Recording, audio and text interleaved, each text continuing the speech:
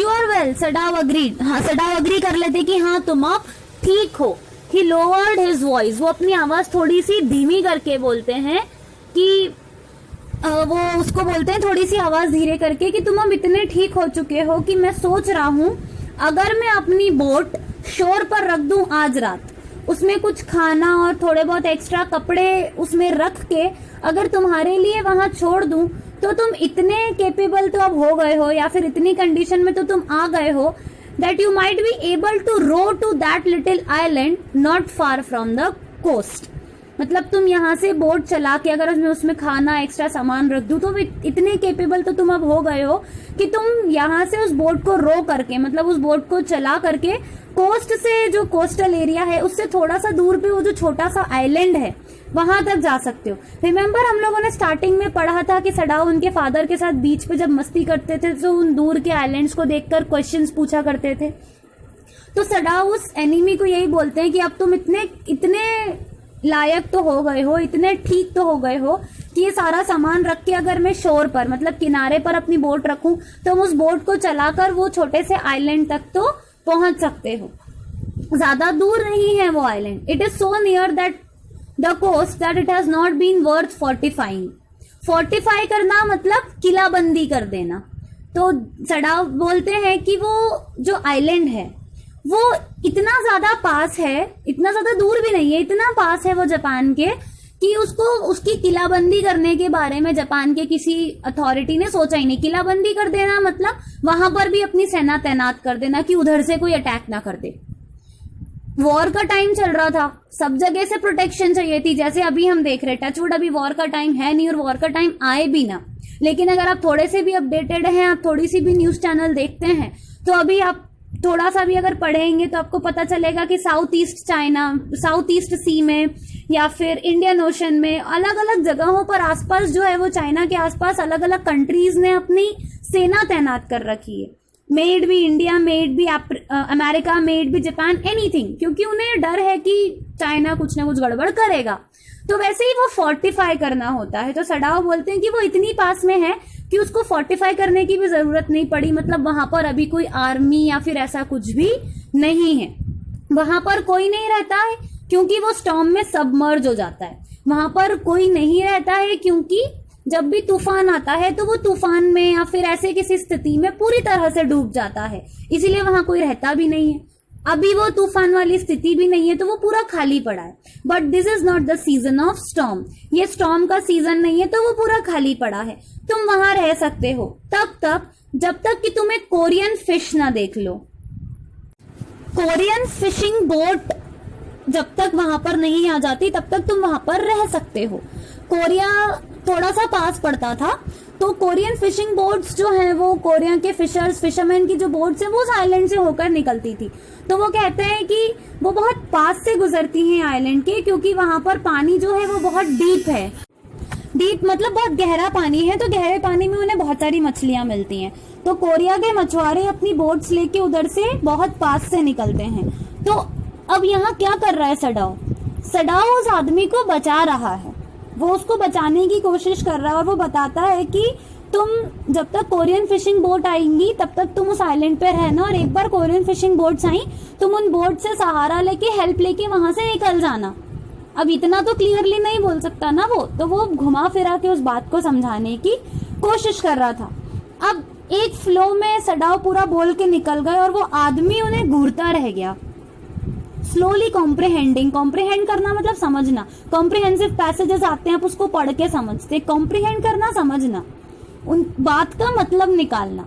वो आदमी घूर रहा था सडाओ को और उनकी बात का मतलब निकालने की कोशिश कर रहा था। तो वो पूछता है डू आई हैव टू, क्या इसका क्या मतलब है कि मुझे, वो इतना पूछ के रुक जाता है। तो सडाओ बोलता है कि हाँ मुझे ऐसा ही लगता है। तुम समझ गए ना, it is not hidden that you are here. तो वो पूछता है कि क्या मुझे तुम यहाँ से भगा रहे हो, या तो क्या तुम मुझे बचा रहे हो, या तुम मुझे भेज रहे हो यहाँ से? तो वो सडाओ बोलते हैं कि हाँ ऐसा ही कुछ है, और तुम भी ये जानते हो बात की ये बात किसी से छुपी नहीं है कि तुम यहाँ हो। ऑब्वियसली मेरे घर में सर्वेंट्स थे, वो गए हैं यहाँ से, तो ये चीज तुम्हें पता है कि ये बात अब किसी से छुपी नहीं है कि तुम यहाँ हो, इसीलिए मैं ये कर रहा हूं। तो जैसे ही सडाव ने इतना कुछ समझाया उस आदमी को कि तुम्हें ऐसा ऐसा करना है और हाँ मैं तुम्हें यहाँ से भगाने की कोशिश कर रहा हूँ, बचाने की कोशिश कर रहा हूँ, तो the young man nodded in perfect comprehension. उसने सिर हाँ में सिर हिला लिया, ओके कहा, सिर हिला लिया, जैसे उसको सब समझ में आ गया। और हाँ उसे सारी बातें जो है वो सडाव का उसे बचाने का रीजन और सब कुछ समझ में आ गया था। उसके बाद सडाव ने शाम तक उस आदमी को नहीं देखा, मतलब वो शाम तक उस आदमी से नहीं मिले। जैसे ही धीरे धीरे अंधेरा होने लगा, हमने स्टार्टिंग में भी पढ़ा था कि उनके घर के आसपास पूरी धुंध हो जाती थी और अंधेरे में आसपास कुछ नहीं दिखता था। तो जैसे ही धीरे धीरे अंधेरा होने लगा, उनकी जो बोट थी, जो स्टाउट बोट थी, मतलब जो छोटी सी नाव थी उनकी, उन्होंने वो उसको घसीटते हुए शोर तक लेकर आए, किनारे तक लेकर आए। उसमें खाना रखा, पानी रखा, जो कि वो चुपचाप वहां दिन के उजाले में चुपचाप ले आए थे। दिन के रात में इतनी सारी चीजें लाना पॉसिबल नहीं हो पाती, इसीलिए वो दिन में ही ऑलरेडी वो खाना और पानी और वो सारी चीजें लाके चुपचाप वहां छुपा के रख दिए थे, ऐसे कि किसी को पता न चले। अब नाव घसीट के लाते तो पता चलता, तो वो नहीं किया, लेकिन खाना पानी लाके रख दिया था। घसीटते हुए रात के अंधेरे में नाव लेकर आए, उसमें उन्होंने अपना उस स्ट्रेंजर, उस एनिमी के लिए खाना पानी सब रखा, as well as 2 quilts he had brought at pawn shop। 2 quilts, 2 बिछौने भी जिसे हम कह सकते हैं, वो भी लेकर आए और वो लाके उन्होंने नाव में रख दिए। और वहां पर उन्होंने नाव को एक पोस्ट से बांध दिया, वहां पर नाव को बांधकर छोड़ दिया। tied to a post in water for the tide was high। High tide थी, बहुत बहाव था पानी में उस समय, बोट बह के चली जाती, इसीलिए उन्होंने नाव को वहीं बांध दिया। अब there was no moon, it was a no moon day. Obviously अगर मून लाइट होती तो मून लाइट में भी दिखता, क्योंकि आसपास कुछ भी नहीं है, प्लेन है, तो मून लाइट से भी दिखेगा। तो नो मून था उस दिन, it was a no moon day, तो वो उनके लिए एक पॉजिटिव फैक्टर था। और वो बिना फ्लैश लाइट के काम कर रहे थे, क्योंकि अगर फ्लैश लाइट चमकती तो वॉर जैसा टाइम था, चप्पे चप्पे पे पुलिस और आर्मी के लोग लगे थे, फ्लैश लाइट अगर चमकती तो फिर वो संदेह के घेरे में आते, लोग वहां फ्लैश लाइट देख के सब वहां आते और ऐसा कुछ करते हुए देखते, तो फिर डॉक्टर सडाव पे क्वेश्चन मार्क लगता। जब वो अपने घर में आए, ही entered as though he were just back from his work and so Hannah knew nothing. अब एक पॉइंट, इस बारे में उन्होंने हैना को भी कुछ नहीं बताया था। वो घर में आए ऐसे एज इफ वो अपने काम से वापस आए हैं। तो हैना उन्हें बताती कि यूमी आई थी आज, जैसे वो खाना परोसते परोसते बता रही थी कि यूमी आई थी आज। वो सोचती है कि हम बच्चों की उसे बहुत याद आ रही थी और वो बहुत रो रही थी और बच्चों को बहुत ज्यादा मिस कर रही थी, इसीलिए वो आई थी यहाँ पर और वो बहुत ज्यादा मिस कर रही है बच्चों को। वो ये सारी बातें जो है वो हैना सडाव को बताती जा रही थी खाने की टेबल पर बैठे बैठे। तो ये सारी बातें उन दोनों हस्बैंड वाइफ की चल ही रही होती है। और सडाव हैना से बोलते हैं कि जैसे ये फॉरेनर चला जाएगा, सर्वेंट्स जो है वो वापस आ जाएंगे। और उस रात फिर वो इतना कह के वो खाना खा के और अपने काम है ना अपने काम में लग जाती है। और सडाव जो है वो उसके गेस्ट रूम में जाते हैं। That night before he went to bed himself and check carefully the Americans temperature, the state of wound and his heart and pulse. वो उस रूम में उन्होंने उसको बता दिया होता है कि तुम्हें इतनी बजे ऐसे जाना है, वहां पर बोट रखी है, सामान रखा है। तो वो खुद सोने जाने से पहले जो है वो जाते हैं उस आदमी के पास, उसको पूरा चेकअप करते हैं, उसका टेम्परेचर चेक करते हैं। Since he was a doctor, ये उनका प्रोफेशनल एथिक्स था कि उन्हें ये करना था। वो उसकी पल्स, उसके जख्म का स्टेट चेक करते हैं, कैसे क्या है, उसकी हार्ट बीट, सारी चीजें चेक करती हैं। तो उन्हें पल्स जो है वो थोड़ी सी इरेगुलर सी लगती है, तो वो समझ जाते हैं कि वो एक्साइटमेंट में है कि आज वो जा रहा है वापस, तो उसकी वजह से वो थोड़ा सा नर्वस है। और वो पल्स उसी वजह से, बाकी उसे कोई भी प्रॉब्लम नहीं है, उसकी चोट भी काफी हद तक ठीक हो चुकी है। उसके चेहरे से ऐसा लग रहा था कि वो कुछ बोलना चाह रहा है, उसके चेहरे पे भी हालांकि धीरे धीरे चमक आने लगी थी। उसके जो पेल लिप्स थे, उसके जो फीके सूखे पड़े लिप्स थे, वो भी ठीक होने लगे थे। उसकी आंखों में भी धीरे धीरे चमक आने लगी थी। सिर्फ जो उसके स्कार्स थे, जो उसके गले पर निशान थे, वो लाल हो रखे थे, क्योंकि वो एक्साइटेड था, वो नर्वस था, तो उस नर्वसनेस में वो सारी चीजें हो रही थी।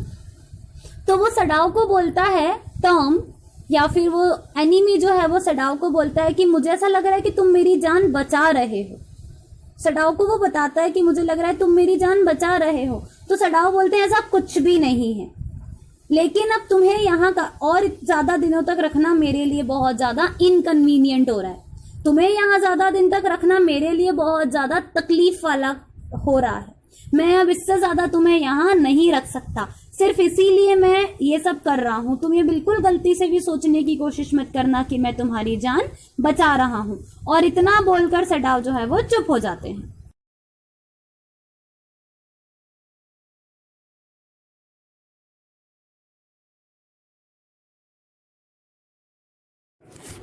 He had hesitated a good deal about giving the man a flashlight. अब वो उस आदमी को फ्लैशलाइट देने के लिए भी बहुत ज्यादा झिझक रहे थे, दूं नहीं दूं, दूं नहीं दूं, बहुत देर तक उन्होंने सोचा और फाइनली उन्होंने डिसाइड किया कि वो एक फ्लैशलाइट तो कम से कम उसको दे ही देंगे। इतना अंधेरा है, उसके बाद समुद्र में, सी में ट्रैवल करके जाना है, कभी भी कुछ भी हो जाए, एक छोटी सी हेल्प हो जाएगी उस फ्लैशलाइट से। तो वो बहुत सोचते हैं बट अल्टीमेटली उसको फ्लैशलाइट दे देते हैं। बहुत छोटी सी थी, उनकी अपनी फ्लैशलाइट थी वो। उन्हें जब भी रात में काम के लिए बुलाया जाता था और जब वो जाते थे तो उसको यूज करते थे, तो वो फ्लैशलाइट उन्होंने उस एनिमी को, उस स्ट्रेंजर को जो है वो दे दी। और वो कहते हैं कि, और वो अभी भी सिर्फ इतनी हेल्प खत्म नहीं हुई, वो आगे और उसको बोलते हैं कि एक कोरियन बोट तुम्हारे पास तक पहुंचे उसके पहले अगर तुम्हारा खाना खत्म हो जाए तो इस फ्लैश लाइट से मुझे 2 बार फ्लैश कर देना। At the same instant the sun drops over the horizon. जब बिल्कुल मतलब सूर्यास्त होने ही वाला हो, सूर्यास्त ऑलमोस्ट हो चुका हो। अगर बेटा आप लोगों ने अभी साइंस में आप लोगों को अगर अपना 10th स्टैंडर्ड का याद हो थोड़ा सा भी, तो इफ यू रिमेम्बर, वो बताते हैं कि सनराइज के 2 मिनट पहले और सनसेट के 2 मिनट बाद तक सन रहता है, सन की रेज रहती है। वो सारी चीजें अगर वो होराइजन पर जब बिल्कुल सन सेट हो चुका होता है लेकिन फिर भी उसकी जो रेज हैं, उसकी जो लाइट है वो दिखती है, तो उस पॉइंट पर जब at the point when sun drops over the horizon, horizon के वहां सन बिल्कुल जब सेट हो रहा हो, बिल्कुल जो संध्या समय जिसे हम हिंदी में कहते हैं, द डस्क टाइम, शाम का समय, उस समय अपनी फ्लैशलाइट से 2 बार फ्लैश कर देना। ये उन्होंने, सडाओ ने उस एनिमी को ट्रिक बताई कि अगर तुम्हारा खाना खत्म हो जाए तो ऐसा करना, लेकिन ये फ्लैशलाइट अंधेरे में बिल्कुल मत करना क्योंकि वो दिखेगी। और सबको पता है कि साइलेंट पर कोई रहता नहीं, और अगर फ्लैशलाइट दिखेगी तो लोग जो हैं वो थोड़े से सतर्क हो जाएंगे, अवेयर हो जाएंगे, सावधान हो जाएंगे। तो वो बोलते हैं कि अंधेरे में बिल्कुल सिग्नल मत करना, अगर खाना खत्म हो जाए और बोट ना मिले तो सिर्फ 2 बार इस फ्लैशलाइट से सिग्नल करना, वो भी कब? बिल्कुल शाम के समय, जब बिल्कुल सूर्य अस्त होने ही वाला हो या हो चुका हो लेकिन उसकी रेज जो है वो दिखें। If you are all right but still there, signal me once. तो वो कहते हैं अगर तुम ठीक हो लेकिन फिर भी वहीं हो, अगर तुम्हें बोट नहीं मिली हो और तुम नहीं निकले हो और तुम वहीं हो लेकिन ठीक हो, तो एक बार फ्लैशलाइट करना और मुझे एक सिग्नल दे देना। और वो कहते हैं कि तुम्हें फ्रेश फिश मिल जाएगी वहां पर पकड़ के खाने के लिए, लेकिन उसको कच्चा ही खाना, उसको पकाना मत, क्योंकि पकाने के लिए फायर जलाओगे और आग जलाओगे तो वो दिखेगा। इतनी और हेल्प उस एनिमी की सडाव कर देते हैं और वो यंग मैन सिर्फ ओके बोल के रह जाता है। Good afternoon, students. In our last class, we had studied that Sadao had planned how to help that enemy out, और वो एनिमी के एस्केप का पूरा प्लान सडाओ ने बना लिया था और उसको पूरा सब कुछ समझा भी दिया था कि तुम ऐसे यहाँ से भाग जाना, मैंने बोट रख दी है, बोट पे तुम्हारा सारा सामान, खाने पीने का सब कुछ तुम्हारे पास रहेगा, ऐसे तुम मुझे सिग्नल्स देते रहना। और वो सारा प्लान अप करके सडाओ ने जो है उस एनिमी को भगाने की तैयारी कर ली थी। He was dressed now in the Japanese clothes which Sadao had given him. अब उन्होंने क्या किया, उस एनिमी को अपने जो जापानीज क्लोथ्स थे वो दे दिए ताकि और कपड़ों से भी किसी को कहीं से कहीं तक कोई शक ना हो। और तो और उसके सर को, that was a blond head, वो अलग ही गोल्डन हेयर्स वाला हेड जो है वो दिख जाता, तो उसको एक ब्लैक कलर के कपड़े से कवर अप कर दिया। नाउ सडाओ सेड, मतलब अब तुम जा सकते हो, ये सडाओ का एक इशारा था। The young American, without a word, shook Sadao's hand warmly and then walked quite well across the floor and down the step into the darkness of the garden. Sadao ने उसको पूरा ब्लैक क्लॉथ से cover up किया, सब कुछ, उसको कपड़े सारे, वो उसने, उस एनिमी ने जापानीज कपड़े पहने और वो सडाओ ने उसको बोला अब, नाउ, और वो वहां से चला गया, वो रूम में से चला गया, सीढ़ियों से उतरता हुआ पीछे के रास्ते से वापस उसी अंधेरे धुंध में खो गया जिस अंधेरे धुंध में से सडाओ उसको उठाकर लेकर आए थे। एक सडाओ फिर भी अपनी बालकनी में खड़े खड़े देखते रहे, तसल्ली करना चाहते थे कि वो व्यवस्थित पहुंचा कि नहीं। तो एक आध बार कहीं सडाओ को बीच में एक आधी फ्लैश लाइट दिखी, वो सिर्फ उसने रास्ता ढूंढने या पता करने के लिए चालू की थी। अब इतना पूरा अंधेरा था, बीच साइड था, पथरीला रास्ता था, तो रास्ता ढूंढने के लिए कि वो सही जा रहा है कि नहीं, बस एक या दो बार उसने फ्लैश लाइट देख अपनी ऑन की होगी, लेकिन वो इतनी माइन्यूट थी कि एज सच कोई सस्पेक्ट नहीं कर सकता था, एज सच उस पर कोई शक नहीं कर सकता था। वो तो सडाओ को पता था तो उसे दिखाई दे रहा था, किसी अनजान व्यक्ति को तो वो चीज एकदम से ऐसे दिखे भी नहीं। और वो तब तक देखता रहा सडाओ जब तक उसे शोर पर फ्लैश लाइट्स दिखती नहीं रही। मतलब फ्लैश लाइट अगर शोर पर किनारे पर दिख रही है मतलब वो आदमी अभी भी वहां है। और बहुत देर तक वो वहां पर देखता रहा, और फिर जब एक बार उसको कंफर्म हो गया कि हाँ वो आदमी चला गया, तो उसने उसका रूम का पार्टीशन जो है वो बंद करा, और उस रात फाइनली जाके सडाओ जो है वो आराम से सो पाया था। और अगले दिन सडाओ ने, देखो यहाँ उसने उस आदमी को भी बचा लिया, अब खुद को भी तो बचाना था, जनरल को क्या बोलता। तो अगले दिन उसने जनरल को जाके क्या कह दिया कि वो आदमी तो भाग गया। तो जनरल पूछता है, यू से द मैन एस्केप्ड, तुम बोल रहे हो वो आदमी भाग गया। एकदम शॉक होके जनरल पूछता है कि वो भाग गया। तो अब उसका ऑपरेशन हुए को 1 हफ्ता समथिंग कुछ हो चुका था।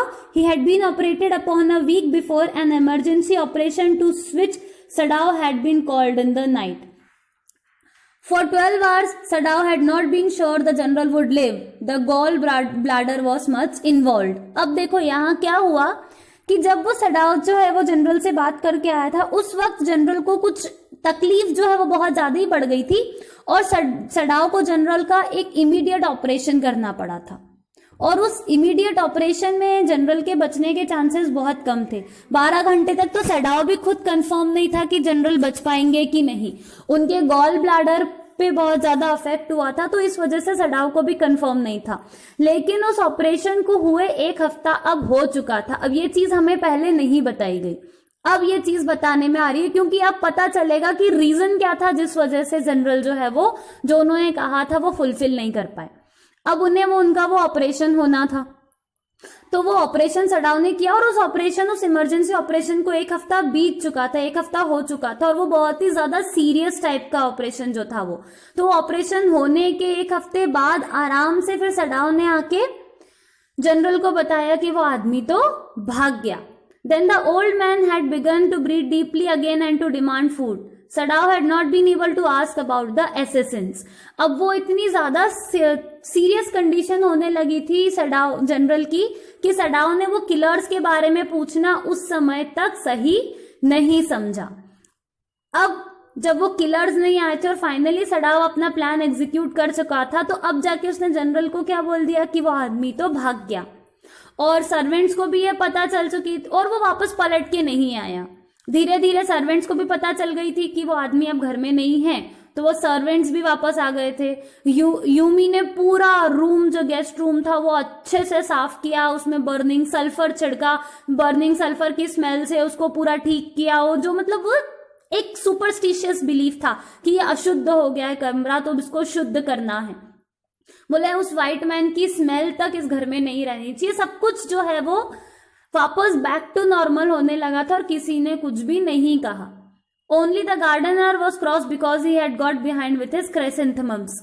गार्डनर को एक बात बुरी लगी थी कि उसने जो अपने क्राइसेंथेमम्स के पेड़ लगा रखे थे, जो पौधे लगा रखे थे, वो खराब हो गए थे, वो इतने दिनों वहां पर नहीं था। तो लेकिन 1 हफ्ते बाद जब सडाओ को लगा कि हाँ अब जनरल की तबीयत ठीक है, उस आदमी के भागने के 1 हफ्ते बाद, भगाने के उसको 1 हफ्ते बाद जब सडाओ को लगा कि हाँ उसकी जनरल की तबीयत ठीक है और अब प्रिजनर के बारे में उन्हें बताया जा सकता है, तो 1 हफ्ते बाद जो है वो जाके उन्होंने प्रिजनर की जो डिटेल थी वो बताई। और क्या बताया सडाओ ने जनरल को कि वो प्रिजनर भाग गया वो वहां से, और उन्होंने अपना भी काम बना लिया, उस प्रिजनर को भी बचा लिया, और अपने ऊपर कोई डाउट भी नहीं आने दिया।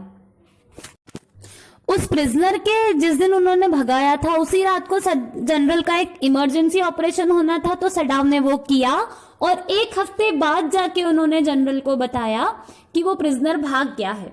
तो वो पूछते हैं रिटर्न में शॉक होके, भाग गया? तो वो बोलता है कि यस एक्सेलेंसी, वो भाग गया। सडाओ ने अब बोला, he curved, signifying that he had not said all he might have said but was unwilling to disturb the general further. वो खांसते हुए बोला कि हाँ वो भाग गया। अब वो खांसते हुए क्यों बोला? क्योंकि वो बताना चाह रहा था कि बहुत कुछ है जो मैं बोलना चाह रहा हूँ लेकिन बोल नहीं पा रहा हूँ। अब इसमें क्या बोलना चाह रहे थे? वो ये बोलना चाह रहे थे कि उसके भागने के पहले जब आप ठीक थे और आपने मुझे किलर्स के बारे में बोला था, तब आपने उन किलर्स को नहीं भेजा।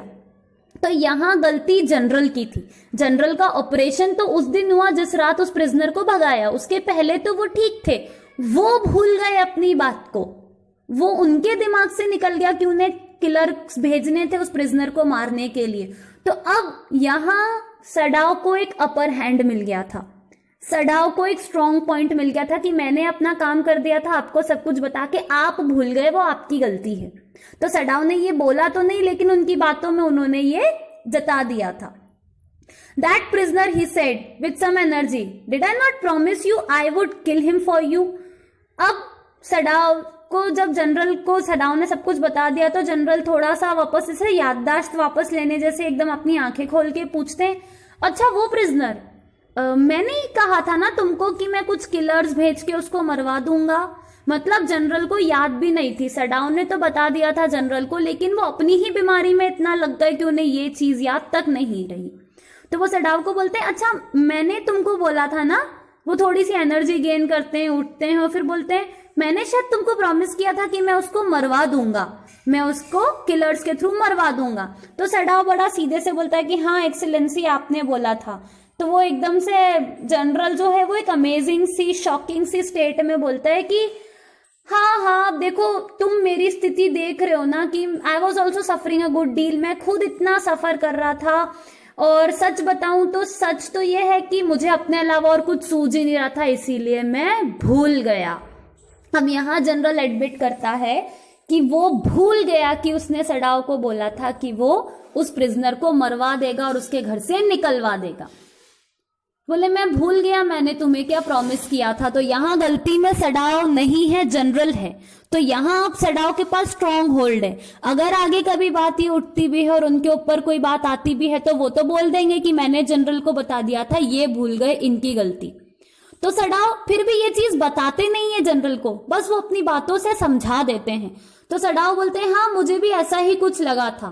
तो जनरल बोलते हैं कि वैसे ये मेरे पॉइंट पर बहुत ही केयरलेस बात है, लेकिन तुम समझ रहे हो ना ये मेरे देश के प्रति मेरा पैट्रियोटिज्म में कमी नहीं है। अब जनरल को अपना भी कवर अप लेना है।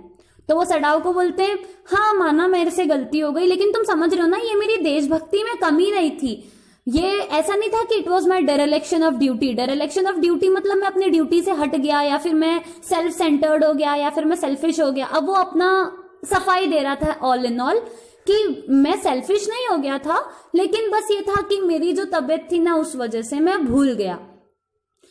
He looked anxiously at his doctor. If the matter should come out, you would understand that, wouldn't you? अब वो बोलता है, वो एकदम से एंशियसली एक डर से अपने डॉक्टर मतलब सडाओ की तरफ देखता है और बोलता है कि देखो अगर बात बढ़ती है और बात उठती है तो तुम समझ सकते हो ना क्या हो सकता है। ऐसे करके वो सडाओ को बहलाने फुसलाने की कोशिश कर रहा था। इनडायरेक्टली जनरल को अब अपने आप को बचाना था कि वो भूल गया। सडाओ अब गलत नहीं था, सडाओ ने तो अपना काम पूरा किया था। तो जनरल उसको बहलाता है फुसलाता है कि देखो अगर बात बढ़ेगी तो तुम समझ सकते हो ना क्या होगा, ऐसा वैसा। अब उसको बहुत बुरा डर लग रहा था कि कहीं ऐसा ना हो कि बात सारी मेरे ऊपर आ जाए। तो सडाओ को वो समझाने की कोशिश करता है। तो सडाओ सोचता है कि ठीक है अपने सिर से तो इतना बड़ा ये उठा और अगर बात आगे बढ़ेगी तो कहीं ना कहीं बात तो उसके ऊपर भी आएगी कि तुमने इतनी देर क्यों कर दी बताने में या किसी और को नहीं बताया। तो सडाओ बोलता है कि हाँ ठीक है, सर्टनली और एक्सेलेंसी सर्टनली मैं समझता हूँ उस चीज को। He suddenly comprehended that the general was in his palm of his hand and that as a consequence he himself was perfectly safe. अब सडाओ को समझ में आ गया था कि जनरल उसकी मुट्ठी में है। He was in the palm of his hand. General अब उसकी मुट्ठी में आ चुका है और वो सेफ है। सडाव इस बात से कंफर्म हो गया था कि अब जनरल अपने झांसे में फंस चुका है और अपन पूरी तरह से सेफ हैं, अगर बात बढ़ेगी तो अपन जनरल पे ढोल सकते हैं, लेकिन वो नहीं चाहता था कि बात बेवजह बढ़े।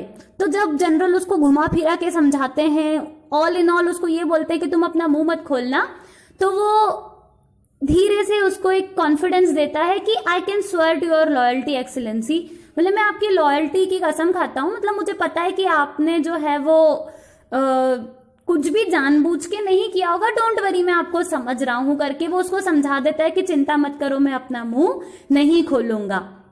तो धीरे से जनरल उसको सडाव को बोलते हैं कि तुम एक अच्छे आदमी हो, तुम्हें इनाम मिलना चाहिए, क्योंकि उसने उसकी जान तो जान, उसकी रेपुटेशन भी बचा ली थी। अगर वो बोल देता कि मैंने जनरल को ये सब बता दिया था और जनरल ने कुछ नहीं कहा, तो जनरल को अपनी नौकरी से हाथ धोना पड़ता। तो वो सडाव को लालच देते हैं कि तुम एक अच्छे आदमी हो, चिंता मत करो, तुम्हें इसके लिए अच्छा खासा इनाम मिलेगा। लेकिन सडाव के लिए सबसे बड़ा इनाम वही था कि उसने अपने प्रोफेशन की भी लाज रखी, अपने पेट्रियटिज्म की भी लाज रखी और अपने खुद के एथिक्स जो उसके मॉरल वैल्यूज थी उनको भी वैसे के वैसे ही बनाए रखा। सडाव के लिए सबसे बड़ा रिवॉर्ड था कि उसे रात के अंधेरे में जिस फ्लैश लाइट को देखने की वो उम्मीद कर रहा था वो उसे नहीं मिली। याद है उसने कहा था सिग्नल देना। Searching the spot of black in the twilighted sea that night had his reward, there was no prick of light in the dusk. उसका रिवॉर्ड वही था कि उस दिन शाम को उसे कोई लाइट फ्लैश लाइट देखने नहीं मिली। इसका ये मतलब था कि उस एनिमी को एक कोरियन फिशिंग बोट मिल गई थी और वो सुरक्षित था, अब वो वहां से निकल चुका था, उस आइलैंड पर वो अब नहीं था, उसका प्रिजनर जो था वो जा चुका था, सेफ था। He had warned him to wait only for a Korean fishing boat. उसे याद है कि उसने उसको वार्न किया था कि तुम सिर्फ कोरियन फिशिंग बोट का ही वेट करोगे, उसके अलावा तुम और किसी पे भी ट्रस्ट नहीं कर सकते। सडाव थोड़ी देर वहीं वरांडा में खड़े रहे और देखते रहे दूर दूर तक उस समुद्र को, उस एनवायरमेंट को, उस जगह को जहां से वो प्रिजनर उनकी लाइफ में आया था। And into his mind, although without reason, there came white faces he had known. उसे वो सारी चीजें याद आ रही थी, वो सारे लोग याद आ रहे थे, वो सारे अमेरिकन पीपल याद आ रहे थे, पता नहीं क्यों, आउट ऑफ नोवेयर वो सारे उन चेहरे, वो सारी शक्लें उसे याद आ रही थी जिन्हें वो अमेरिका में मिला था। बहुत सारे फेसेस, वो प्रोफेसर जिसके घर पे वो हैना से मिला, एक बहुत ही डल सा मैन था, उसकी वाइफ जो एक सिली सी टॉकेटिव सी वुमेन थी, बहुत बोलती रहती थी, in spite of her wish to be kind, वो अच्छी बनना चाहती थी, काइंड रहना चाहती थी, लेकिन वो इतना बोल जाती थी कि लोगों को इरिटेट कर देती थी। फिर सडाव को उनके एनाटॉमी टीचर याद आते हैं और भी उतने कई सारे लोग जिनको वो अमेरिका में मिले थे, वो सब धीरे धीरे उन्हें याद आते हैं। And then he remembered the face of his fat and slatternly landlady. फिर उन्हें धीरे धीरे उनकी लैंड लेडी जिनके घर में वो रहता था, अपनी मकान मालकिन का फेस याद आता है, जो बहुत ही फैट सी वुमेन थी और he had great difficulty in finding a place to live in America because he was a Japanese. फिर उसे याद आता है कि किस तरह उसे अमेरिका में रहने और घर ढूंढने के लिए कितनी मशक्कत करनी पड़ी थी, क्योंकि वो जापानीज था और अमेरिकन जो थे वो सारे प्रिजुडाइज से भरे हुए थे, इस एक बिटरनेस से भरे हुए थे, इस सेग्रीगेशन से भरे हुए थे कि जापानीज और उनके बीच में सुपीरियोरिटी इंफीरियोरिटी कॉम्प्लेक्स था। उन्हें पता था अमेरिकन को कि जापानीज उनसे सुपीरियर होते हैं और उसी सुपीरियोरिटी की वजह से अमेरिकन जो हैं वो जापानीज से जलते थे, चिढ़ते थे। तो एक जापानीज का अमेरिका में आके पढ़ना उन्हें बिल्कुल भी अच्छा नहीं लगता था। तो सडाव वो चीजें याद करता है कि कैसे उसे घर ढूंढने में भी कितनी तकलीफ हुई थी वहां पे। How he had despised the ignorant and dirty old woman who had at last consented to house him in her miserable home. कि किस तरह से उस ओल्ड और डर्टी वुमेन के घर में आखिरकार उस लेडी ने सडाव को रखने के लिए हाँ कर दी थी। ठीक है, जो भी घर की कंडीशन थी, जैसा भी था, सब कुछ था, उसे वहां रहना था पढ़ने के लिए, तो वो जैसे तैसे वहां रह गया। फिर उसे याद आता है कि किस तरह एक बार वो लेडी उसके साथ ग्रेटफुल भी रही थी। He had once tried to be grateful to her because she had in his last year nursed him through influenza. फिर उसे याद आता है कि कैसे एक बार वो बहुत ज्यादा बीमार हो गया था, तो उस लेडी ने उसको कितनी उसकी केयर की थी, उसको कितने अच्छे से नर्स किया था। नर्स किया मतलब उसको ध्यान रखना, उसका अपने फैमिली मेंबर की तरह उसको ट्रीट करना। तो वो उस लेडी ने जो वो ट्रीटमेंट उसको दिया था, उस लेडी ने जो उस समय जब वो बहुत ज्यादा बीमार था तब उसको जब ट्रीट किया था, तो किस तरह सडाव जो है वो उन्होंने भी एक ग्रेटफुल या एक ग्रैटिट्यूड जेस्चर उस लेडी को शो किया था। वो सारी अमेरिका की जो यादें थी वो धीरे धीरे सडाव तक आने लगी थी। But it was difficult for she was no less repulsive to him in her kindness. उन्हें सब चीजें याद आने लगी कि कैसे उसने मुझे जब इन्फ्लुएंजा के टाइम पे मेरा ध्यान रखा था और उसके लिए एक थैंक यू जेस्चर मैंने शो करने की कोशिश की थी, तो वो भी उस लेडी ने एक्सेप्ट नहीं किया था और उस थैंक यू जेस्चर में भी वो चिढ़ने लगी थी। और फाइनली लास्टली उसे उस एनिमी का यूथफुल हैगार्ड फेस, यूथ से भरा हुआ लेकिन कहीं थोड़ा सा मुरझाया हुआ फेस याद आता है। वाइट एंड रिपल्सिव, वाइट और रिपल्सिव मतलब रिपल्स करने वाला, किसी का एहसान नहीं लेने वाला। Strange he thought, I wonder why I could not kill him. वो वहां बालकनी में खड़े खड़े फ्लैशबैक में चला जाता है अमेरिका और अमेरिकन की यादों में, और फिर वहां खड़े खड़े सोचता है कि कितनी अजीब बात है कि मैं उसे मार नहीं सका। So finally we had completed our chapter today, and it taught us one thing, that we can yes cope up with patriotism and professionalism on the same boat। हम एक साथ अपनी पेट्रियोटिज्म और अपनी प्रोफेशनलिज्म को साथ में रख सकते हैं। सडाव ने अपने प्रोफेशनल एथिक्स और अपनी कंट्री के टूवर्ड्स अपनी पेट्रियोटिज्म दोनों को बैलेंस किया और अपने अंदर जो ह्यूमैनिटी थी उसको भी नहीं मरने दिया, उनके अंदर जो इंसानियत थी उसको भी जिंदा रखा। बहुत दिनों से खिंचा चला आ रहा है बेटा ये chapter, finally it's completed today. If there is any confusion you can ask me personally. कहीं किसी चीज में भी कोई कंफ्यूजन हो, you just feel free to ask. We had completed this chapter now. Thank you.